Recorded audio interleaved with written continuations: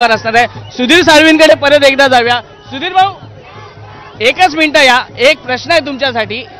नवसाला पावणारा लालबागचा राजा, लालबागकरांच्या ज्या काही भावना आहेत की सुधीर साळवींनी आमदार व्हावं, चिठ्ठी दिलेली आहे, ती चिठ्ठी आता लालबागकरांना पावणार का? लालबागच्या राजाची सेवा करणं आणि मुळात लालबागमध्ये माझा जन्म झालाय आणि त्याची सेवा अनेक वर्ष करतोय, हेच माझ्यासाठी मोठं भाग्य आहे। बाकी पद येतात, पद जात राहतील।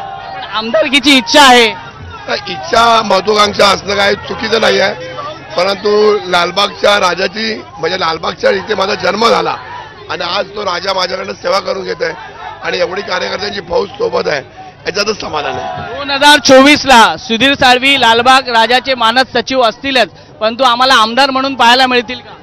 लालबागच्या राजाच्या म्हणजे जो आशीर्वाद आहे तो नक्कीच मला अनेक वर्ष लाभलेला आहे। परत एकदा लालबागच्या राजाचा आशीर्वाद आहे तो अनेक वर्ष मला लाभलेला आहे, ते पावणार। आपण बघितलं की राजकीय दृष्ट्या देखील या ठिकाणी अनेक घडामोडी आहेत।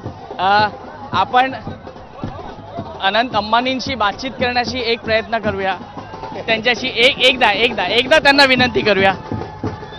अंतिम विदाई का समय आ गया आनंद जी, मन तो भावुक है, आंखें नम हो गई है,